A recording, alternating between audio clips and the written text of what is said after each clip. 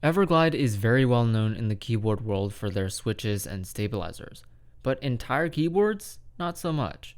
Today we're going to take a look at the SK68, a board created by Everglide as part of a keyboard line you've probably never heard of.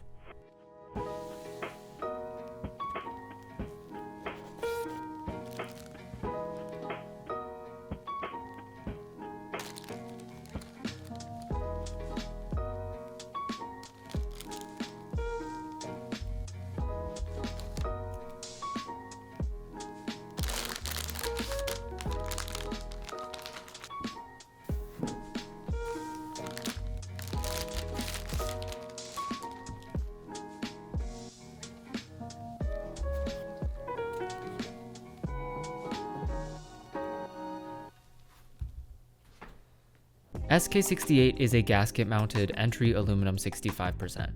We are locked to a north-facing PCB with no daughter board, no layout options, and RGB with seemingly no software, although there is Bluetooth. There are 2 plates to choose from, polycarbonate and carbon fiber, and 3 colors, gray, lavender, and blue. It sits at an acceptable $220. The board doesn't include aqua canes. Those were provided by Everglide. However, it does include Everglide V2 stabilizers, which is nice. I've retuned these with 205 grade 0 and XHT BTC. On top is the included plate foam, carbon fiber plate, and since this board is north facing, I'm going to use green jacket tactiles, which are long poles. Next, case assembly. Gaskets are pre-installed, with the bottom gaskets interestingly on the acrylic diffuser instead of on the bottom case. I'll sandwich the top case, inner assembly, and diffuser, then connect the PCB to the battery, and screw the case shut. Finally, we have this optional gold sticker for the bottom logo that I'm going to apply. On top goes GMK Modern Dolce 2 Mist.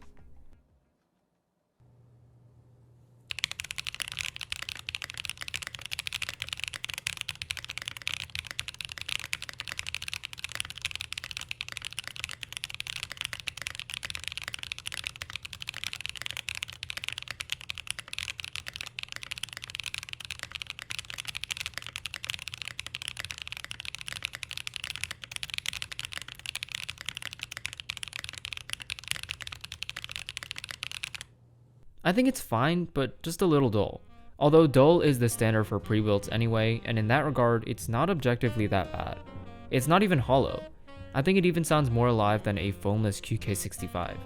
Green jackets on carbon fiber is a very loud configuration, so at least it isn't both dull and quiet. And again, this board is north facing, which restricts you to using switch and keycap combinations that don't have interference. Let's try with SOTCs as well.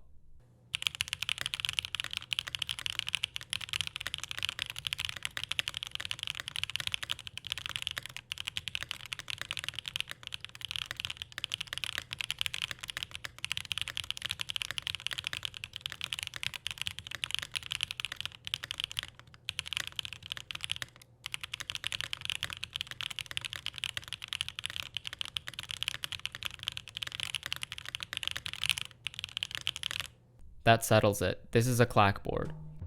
It's actually pretty nice now, and this is without any mods or external adjustments. The spacebar sounds bad, so if you're going to use the included stabs, I would recommend taking some time to wire balance. But overall, not bad. Not bad at all. I opted for a stiffer build with a carbon fiber plate. I didn't feel like this was going to be a board that was going to handle flex well. The standoffs between the plate and PCB make it worse. You might have more luck with the polycarbonate plate, but then you also might risk hurting the sound, so it's up to you. With the little space inside the case, there is virtually no flex or bounce, so focus on fine-tuning sound for this board. The design feels like a combination between a pre-built and lower-level custom. On the top we have uniform bezels all the way around. The sides have a sliver of the acrylic diffuser showing, which opens up more at the back. In the center here is our recessed USB-C port. On the bottom is nothing more than the Everglide logo engraved into the bottom. Again, I applied the included sticker on top of this. I feel like this would be a good design for someone coming into custom keyboards straight from pre-builds, because it's RGB oriented but in a sensible way. I actually do like the way the RGB wraps around the edge. It reminds me of the Drop custom keyboards, but if Drop actually understood the community. You do have the option to use this keyboard wirelessly. Very interestingly, there is no power switch for the battery. It seems to just go to sleep after a while of inactivity. I also didn't get any documentation about how to adjust the RGB, even though that is a feature they tout on their website. It seems to involve the right Alt key, but I'm kinda baffled by how to go from there. Overall, I think the design pretty accurately reflects the cost. There's nothing bad about it, just nothing particularly interesting. There really isn't a whole lot to say about this board, like the opposite of Tenet.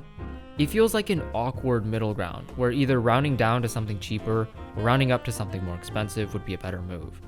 At least it doesn't sound bad. But there are definitely cheaper customs that can sound good too. Do I think it's worth almost 4 times as much as the Gas 67? Not quite. Do I think it's worth 1.5 times as much as the QK65? Or 1.2 times as much as the Zoom 65? Probably not either.